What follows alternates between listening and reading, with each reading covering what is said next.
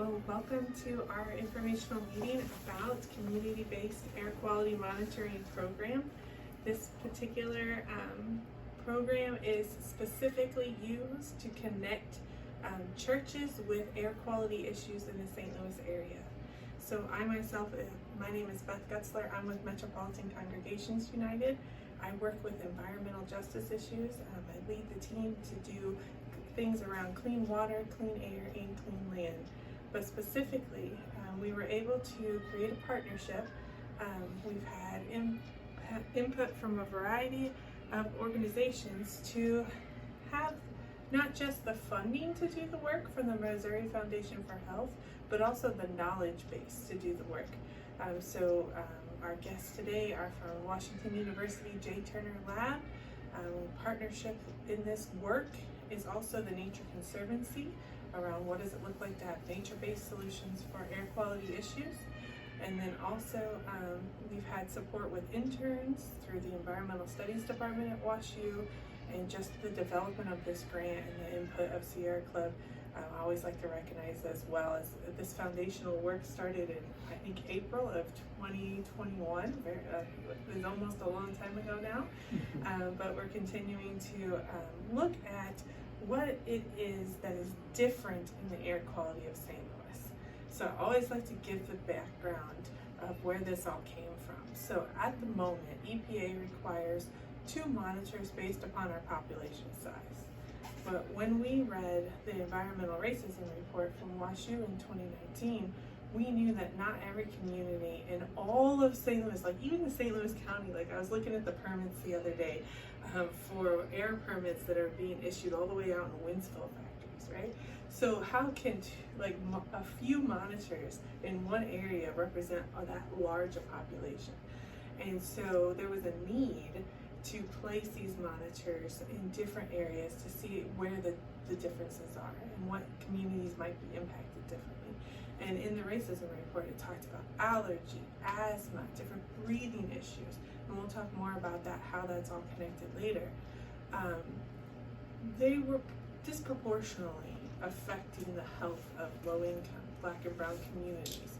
And we needed to take that next step, that action, like MCU loves to do. Metropolitan Congregations United is where we bring churches together in their shared values for action. So putting up these monitors and holding our own data is a way for us to go into action around our health and our air quality in St. Louis. So we have some specific goals, right? So when we brought the churches together for the last prayer meeting, I tried to emphasize that prayer service we had. It was just really impactful. It was great to see everybody out there together. That the goal is to think about this equitably, scientifically, strategically, in reference to the monitors, identifying the congregations. We'll look at the map here in a second, from north to south, have diversity, and then aim to promote environmental justice as a way to achieve health equity as well, and addressing one of the leading things that is causing concerns, which is the environmental issues of air pollution. So I will stop for a second and then pass the mic over. Thank you, Beth. You can take my spot if you want to. Sure. So hello everyone, my name is Tyler Cargill, and I'm also a part of the project working with WashU. So I'm a part of the Dr. Turner group, and I'm getting my PhD in chemical engineering, and we focus on air quality research in the St. Louis area. Also joined by Giao, and what I'm showing here is a map of the sensors that we currently have in the St. Louis region.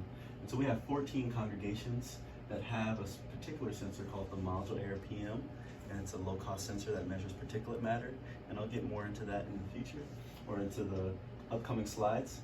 And so one of the things we want to talk about this map is how we chose to distribute our sensors. And so we did have a scientific approach to choosing, but it wasn't purely scientific. We wanted to start off this project by establishing community partners. And so we were working with MCU to see if there were congregations that were willing to have these low-cost sensors out. And luckily, through MCU's connections, we were able to have a good spread of sensors out from all the way up north in 191 to all the way down south, 414. And so we have this spread from the north, midtown area, in the downtown or the below south region. And we're able to use this to see if there are spatial variations for particulate matter in the St. Louis region. And the congregation of focus right now is Central Baptist, and that's going to be 416. So in the later slides, we'll focus more on that. And so we're talking about air pollution. So just to give some general context on, are there certain air pollutants that we are more focused on? And so the EPA sets national ambient air quality standards, known as NAAQS, and they do this based on air pollutants that are known to cause health detriments or any other negative environmental consequences. And the EPA has 6 criteria air pollutants. There's ozone, which is typically a summertime problem for people who have asthma. If they're exposed to high enough concentrations of ozone, it increases their risk of having asthma attacks. There's lead. We know lead in the air can cause plenty of problems. Even lead exposure from water, we know that reduces IQ and can lead to can have consequential effects on the behavior of young children. So we have carbon monoxide as well, which can be an irritant as well. We have particulate matter, which I'll talk more about in the next slide. Have nitrogen oxides and sulfur oxides. And these typically come from combustion, burning anything. So NOx comes primarily from traffic. SOx comes from typically coal, and that can result in the production of acid rain. So that's one of these pollutants that has a negative environmental consequence. And also that's not a criteria air pollutant, but also is regulated, are the EPA hazardous air pollutants, known as HAPs. And they typically are volatile organic compounds. So these are gases typically, and a common sign of a VOC is that you can smell it, but not all VOCs are hazardous air pollutants. There's certain types of VOCs that are. So the EPA has an ongoing list, I think about like 190 or so, that are classified as hazardous air pollutants, and these are pollutants that are known, if you're exposed to them for a long enough time, they're known to cause cancer. But we're gonna focus more on particulate matter and talking about what it is. It's solids or liquids suspended in the air, and depending on the conditions, if the concentration's high enough and then the atmospheric conditions are right, you can see particulate matter in the air. So for example, if you're driving on I-64 and going downtown and it kind of seems hazy and the arch might not be as visible as usual, that's due to particulate matter being in high enough concentrations that it's reducing your visibility. But typically, individual particulate matter is so microscopic, so small that you can't see it. Another way I like to think of it is like if you take a grain of sand from the beach and like you were to throw it up in the air, it would come back down, but it's too heavy. It's not gonna be able to be suspended in the air. But if you divide it enough, make it small enough, eventually if you were to put that in the air, you wouldn't see it and it would stay enough in the air and it would be considered particulate matter. And so there's a variety of sources of particulate matter. The one I just described with the sand would be classified as dust, and there can be other types of particulate matter from dust. So for example, your tires on the road, eventually that releases tire particulates in the air. Using your brakes, that wears down your brake pads, that releases particles in the air as well. And just natural sources like the Saharan dust storms can also bring dust in the air. And another big source of particulate matter are fires. So climate change has caused an increase in fires, just human practices has as well. So when something's burning, that releases smoke into the air, and smoke contains a lot of particulate matter as well. And so we also see fuel combustion, so we have particulate matter from traffic exhaust, and then we have some other sources as well. And the important thing to mention is that the sensors that we're using can measure specific types of particulate matter. It won't be able to measure all the types of particulate matter from all these sources, but we will be able to get a good spread to be able to identify sources. And particulate matter can come, depending on the source that it is, can vary in size and its health effects. And just to give you perspective on the size range of particulate matter, so you can have PM10, which has a diameter of 10 microns, and you have PM2.5, which is anything that has a diameter less than 2.5 microns. But if you were to align PM10 on the width of a hair strand, it would take about 5 particles to be lined up side by side to be the same width of like a piece of hair. So that's how small these particles are. Yeah, exactly. And PM2.5 is even smaller, so it would take 4 particles to be lined up side by side to be the same width of a PM10. So this is the size range that we're talking about. It's really small. And due to these size ranges, it affects the health consequences that happens when you inhale particulate matter. And so what we have here on the right is a table that's released by the EPA. Every 10 years or so, they do what's called an integrated science assessment, where they collect a lot of data, look at epidemiological work, and see what are the outcomes from being exposed to pollution over a certain amount of time. And so the PM 2.5 can have different health effects depending on the size, because that will affect where it travels in your respiratory system. So if PM 2.5 or particulate matter is large enough, it might only reach your nasal region, because our body has natural filtration systems. So like your nose hairs, your mucus can stop particulate matter from entering deep enough if the particulate matter is large enough. But if it gets smaller, it may be able to bypass like this natural filtration source and get further down, maybe into your upper respiratory system. But if it's even small enough, then it can get past your respiratory system and penetrate deep into your alveoli. And the alveoli in your lungs is responsible for transporting like the oxygen you breathe into your bloodstream. So if the particles are small enough to get into your alveoli, they can basically do what oxygen does and get into your bloodstream. And so then those particles can transport all throughout your body and can cause inflammation and cause negative health effects. And so what we're seeing on the table on the right are some of those health effects from particulate matter. And so what this is saying right here is that they're looking at how particulate matter affects mortality.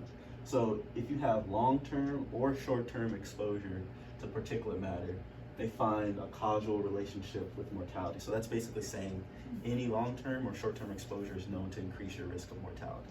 And so the same for cardiovascular effects. Any long-term or short-term exposure to enough concentration of PM 2.5 is going to have a negative effect on your cardiovascular system. And the other things we want to focus on are the respiratory effects.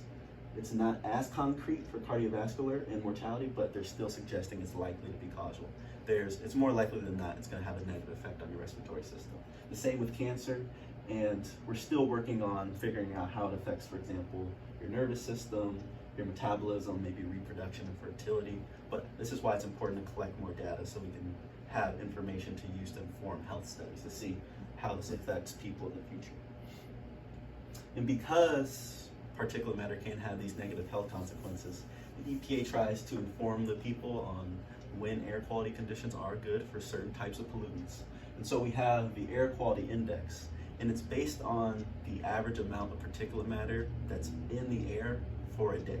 And so what it does is, based on the amount of particulate matter in the air, it tells you whether or not it's good, moderate, unhealthy for sensitive groups, unhealthy, very unhealthy, or hazardous.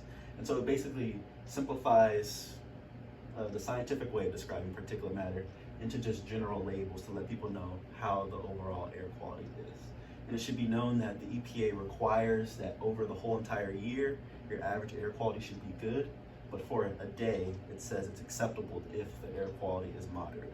So technically, if you have a yellow day for a certain day, the EPA says you're meeting your standards, but the goal is to not have so many moderate days throughout the year that your overall air quality for the year is worse than good.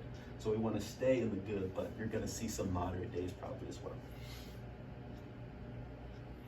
And because particulate matter is one of those 6 criteria air pollutants, the EPA is required to measure for that in certain cities, and that is required in the St. Louis region. So we have reference grade particulate matter devices from the Missouri Department of Natural Resources, also known as MDNR. And so this is at the Blair and Branch Street, kind of a bit north of the downtown area. And so they have some more high-grade particulate matter devices that measure year-round.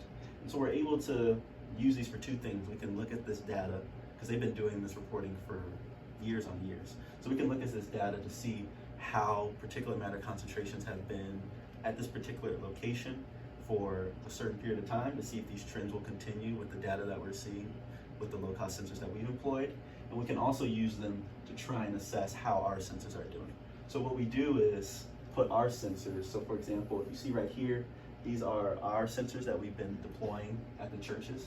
And right here are the reference grade devices from the MDNR. So we put them side by side and are comparing the data that we're getting for a certain period of time to see how the sensors are performing to the EPA's devices. And then we adjust them or make some corrections if need be, so we're confident in the results that we're seeing. And so as I was mentioning, one of the things we might want to do is look at the historic particulate matter trends in St. Louis and see, just to use that as a reference to have an idea on what we might see in the future with the sensors that we're putting in St. Louis. So one of the things that I'm showing here is how does particulate matter concentrations vary with the season in St. Louis. And so this is from February 2020 to February 2021. And what I'm showing you is the average concentration for a day in a particular season. And so we have blue being winter, green being spring, red being summer, and your orange being fall, and we're back to winter again. And so one of the things that we notice is that the daily average for particulate matter is typically higher in the winter and the fall seasons, and then your spring and your summer are going to be your typically cleaner particulate matter times in comparison to the fall and the winter. And there's a lot of reasons for this, but the primary reason is that in the fall and the winter time, it gets colder, and that makes it more difficult for pollution to spread in the atmosphere. In the spring and the summertime, it's a bit more warm, and it's easier for pollution to spread and leave the area. So that's why in the fall and the winter time, you're going to be seeing higher concentrations for particulate matter in comparison to the spring and the summer. Skip that one real quick. And so then going to the site of focus again, we're at the Central Baptist Church, right up on the roof. Well, we're on the opposite side of the street, but for the church on the roof, we have our Quantum Q module air, and this is a low-cost sensor that's being plugged in to an electrical outlet, just running off regular power from the wall, and it's running every day or every second basically, and recording data and reporting it online. And so we're looking at that data in real time and doing analysis to the data that we're seeing. And as you see right here, we're in the Midtown area of the St. Louis region. So one of the things we might want to look at is how does the concentration of particulate matter vary by the time of day. And so this is a plot that's showing from June to July, because this sensor got put out in basically the start of June. So we have 2 complete months worth of data so far. And so this is showing what the average concentration's like at a certain time of the day in June and in July. So from the start, we have in military time 0, so this is 12 a.m. all the way to 23, so being 11 a.m. or so. And so what we see is that the concentration itself stays typically stable for this area, and it has a small dip around 4 p.m. or so, and then rises back up. Around 4 p.m. or so, stays flat and then rises back up again. And in the month of July, that dip is less prominent. And so we're seeing almost stable concentrations for this region. And that can vary depending on where you're at. So other locations have a lot more variability throughout the day. And that's just dependent on local sources. So for example, there may be something happening in the early evening time that makes it so that you have that dip in the concentration. But one of the things that we want to take away is this concentration good? Because this is between 5 and 10 micrograms per cubic meter, and just to translate that to the air quality index, that technically would be in the good region. So that's saying even throughout this whole time period, the concentrations are remaining good and meeting actually your annual and your daily standards. And so this is kind of putting that color coding into more perspective. This is giving you from June all the way up into the end of July what the hourly air quality was like for this region based on the air quality index. So it's telling you based on a certain hour, was the air quality good, moderate, unhealthy, and so forth and so on. So that color change is going to let you know how the air quality conditions were changing. And what we see primarily is that, as we would expect, or maybe depending on your perspective, but the air quality for this region is primarily good and sometimes moderate, with a few times where you have some spikes where an hour may be unhealthy or unhealthy for sensitive groups.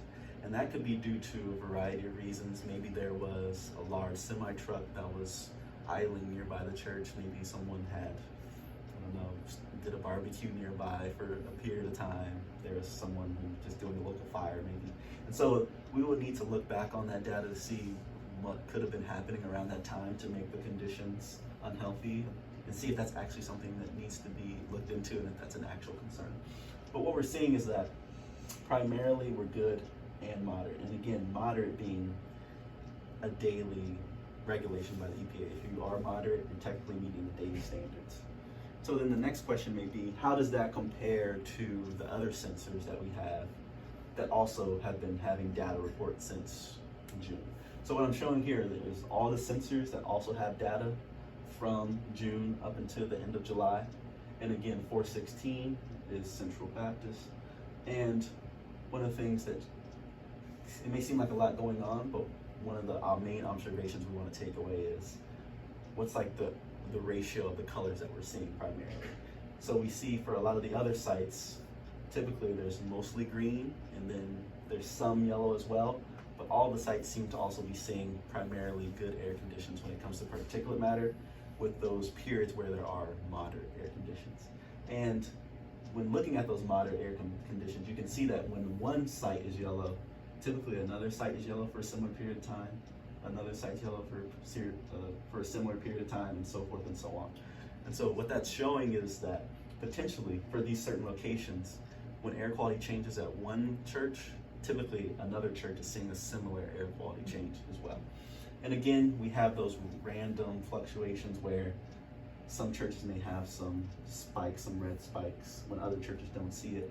So again, we'll have to look into that to see why that may be happening. And then this was data just from June up into the end of July. But we've been doing this project since early December. And so what I'm showing here actually is sensors that have data from January all the way up to the end of July. And so that's only for now, 1, 2, 3, 4, 5 sensors. But this gives you a look at what maybe the overall air quality has been like for this year so far. And a similar trend continues where primarily a lot of the regions are seeing good air quality conditions as referenced by the EPA for particulate matter. And then some yellow, and then again, a few spikes in certain hours for red. But again, a main takeaway for this is that primarily what we're seeing so far for particulate matter is that for the locations that we have our sensors, the particulate matter are meeting the EPA standards of being primarily good and then sometimes moderate, and also that these sites are seeing similar air quality changes and that's one of the things we want to see about the study is whether or not certain locations we're experiencing different types of air pollution when it comes to particulate matter. And right now we're not seeing that as strong, but again, we still have some more months of data that we need to explore, and we'll see if that trend continues. And again, I want to mention, we're only seeing this as air quality being typically good for particulate matter. As I mentioned, there's a lot of other air pollutants like ozone, NOx, VOCs. So a different story could be told when it comes to those pollutants. And we do have plans in the future, for example, to do measurements with VOCs. So that could tell a different story. And then I'll go ahead and pass it back to Beth. Right, so at MCU we wanted again to try to figure out ways that people who are passionate about air quality, that are impacted by their own health struggles around breathing, what we're now learning cardiovascular issues, can really take action to manage their health as well as to change policy in their community. So one of the ways that you can manage your health is to go to the AirWatch STL, and after we're done recording, I'll open that up. And this is a way for you to look at the actual daily particular matter. So if you have allergies, do you change the way that you behave? Do you roll up your windows when you're driving down the highway? Do you not go rake your leaves that day? Do you wait until, maybe we've talked about weather in other presentations, do you wait till after the rain comes and then all the pollutants washed out of the air, and then you go outside and do your activities to manage your health? Another thing we do is try to raise awareness. So we attended the Air Conservation Commission meeting, and we're starting to learn around air permits that there are things that are not taken into consideration that they could be. Are they going to continue to have these as hybrid events? So if you sign the air permit reform, it's just a petition of support. We'll be presenting that this coming up Thursday on August 25th at 9 a.m. to ask them for that, as well as things like taking into account the overlapping of permits. You would think that this would be something that a community is going to be impacted differently if they have 3 industries within a certain radius. That's not necessarily in the policy right now for Missouri. And unfortunately, certain communities tend to be located in those particular overlapping zones. So I encourage everyone to come out to that. And then also, you may be one of those people who are like me, and I had never given testimony at a public hearing before. It was a little nerve-wracking. I thought it was just going to be a community meeting, kind of like you do your church meeting, and then I could just get up to the mic, and I was ready for that. This was under oath. So knowing that we as impacted people might be in situations where we want to voice our opinion, but it's a little different than a setting that we've done before, MCU is going to be offering a training around this over Zoom on September 8th at 7 o'clock. So I think that pairs, at least for Central Baptist, with this other series that I've been learning about, like how the systems work. So if you're interested in how public hearings work as a system, we're definitely going to be helping to support that work in the community. And so we have an environmental justice task force that meets the second Tuesday of every month over Zoom. So you can reach out to me if you'd like to send a representative from Central Baptist to that. And we're excited to continue to develop what it looks like around these issues. So we'll do questions and answers next.